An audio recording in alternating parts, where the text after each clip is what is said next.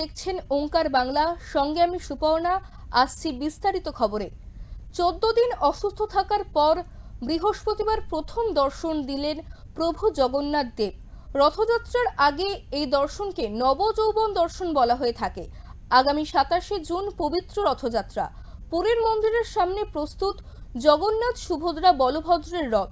শেষ মুহূর্তের তৎপরতায় চলছে পুরীর মন্দিরে জগন্নাথের মাসির বাড়ি যাবার আয়োজন। এই প্রসঙ্গে জগন্নাথ মন্দিরের পূজারী কি জানিয়েছেন শুনে নেব।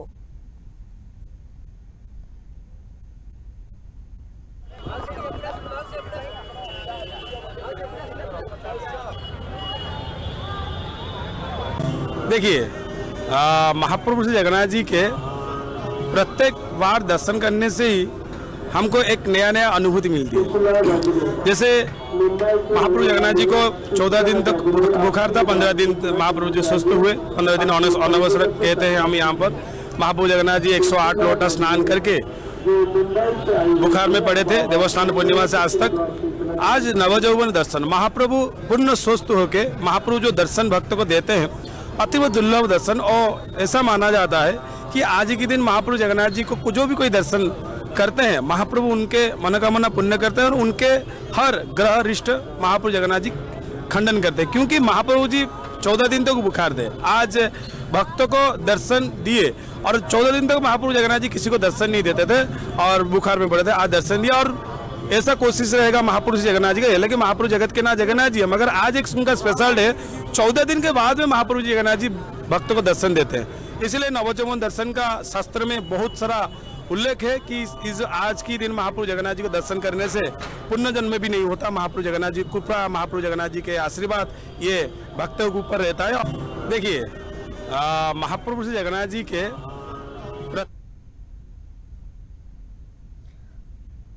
উড়িষ্যার পাশাপাশি বিভিন্ন রাজ্য থেকে প্রচুর দর্শনার্থী তারা ভিড় জমিয়েছেন এই নবযৌবন দর্শন করার জন্য। রথযাত্রার দিন প্রায় 10 থেকে 15 লাখ ভক্তের সমাগম হবে।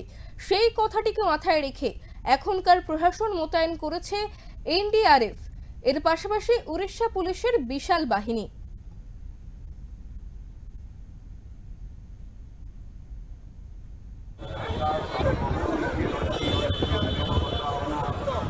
आगामी कल तो महापुरुष जगन्नाथ जी की रथ यात्रा है।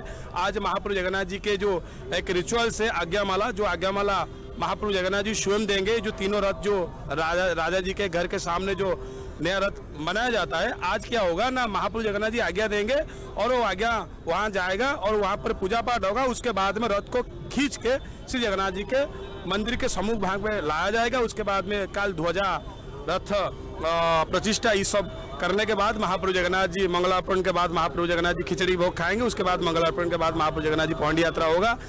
और ऐसा कहा जाता है कि रथोत्तम वामन दृष्टा पुनर्जन्म न विद्यते। महाप्रभु जगन्नाथ जी को रथ में दर्शन करने से क्यों ना महाप्रभु जगन्नाथ जी वामन अवतार वेश में प्रभु जी दर्शन देंगे कल।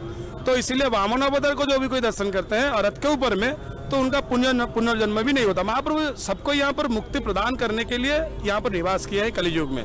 साक्षात परम ब्रह्म परमेश्वर जगन्नाथ जी अथवा श्रीहरि जहाँ पर विराजमान है कलियुग में केवल श्री जगन्नाथ जी के धाम है। इसीलिए महाप्रभु जगन्नाथ जी प्रत्येक रिचुअल्स में भक्तों को मुक्ति प्रदान करने के लिए यहाँ पर निवास करते हैं। और कल रथ यात्रा है। आज महाप्रभु जगन्नाथ जी का अति दुर्लभ वेश है। जब आज नहीं दर्शन हो पाएंगे तो कल आई।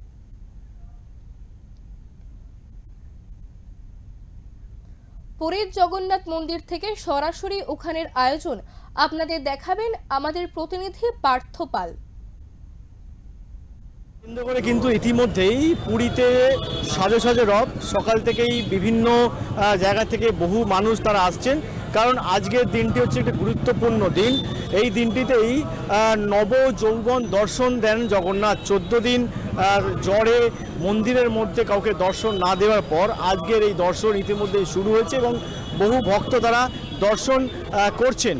আর ঠিক আমার পেছনেই একদম সেজে গুজে তৈরি 3টি রথ এবং এই রথটি ঠিক রাজার বাড়ির সামনেই প্রস্তুত হয় এবং প্রস্তুত হওয়ার পর এখানে আসে এবং বিকেলে সন্ধ্যের দিকে এর পুজো হয়। পুজো হওয়ার পর আবার ঠিক এই মন্দিরের সামনে এই 3টি রথকে সুসজ্জিতভাবে রাখা হয় এবং এখানেই জগন্নাথ, সুভদ্রা এবং বলরাম তিনজনে মিলে কিন্তু তারা মাসির বাড়ির উদ্দেশ্যে রওনা দেন।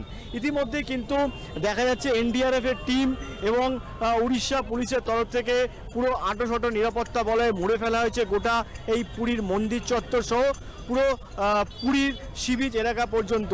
কারণ কয়েকদিন আগে যেরকমভাবে নাশকতার ছক করেছিল জঙ্গিরা, সেইটার জন্যই কিন্তু আরও সতর্ক করা হয়েছে প্রশাসনকে এবং সম্পূর্ণরূপে প্রশাসনের তরফ থেকে মোতায়েন করা হয়েছে।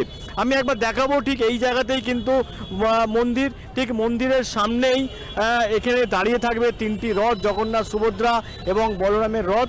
আবার এই রাস্তা ধরেই কিন্তু সোজা চলে যাবে গুন্ডিচা মন্দির মামার বাড়ির উদ্দেশ্যে।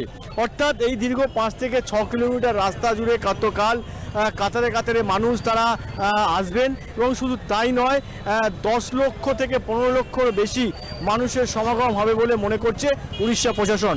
পুরী থেকে পার্থ পাল, ওঙ্কার বাংলা। এক প্রকার নিরাপত্তা বলয়ে মুড়ে ফেলা হয়েছে মন্দির চত্বরে।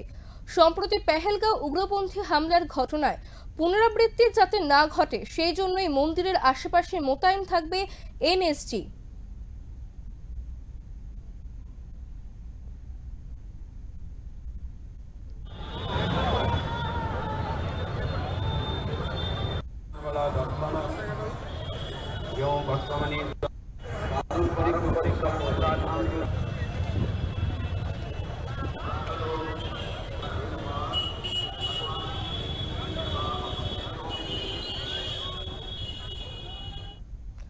আরও অন্যান্য খবর দেখতে অবশ্যই চোখ রাখুন ওঙ্কার বাংলায়।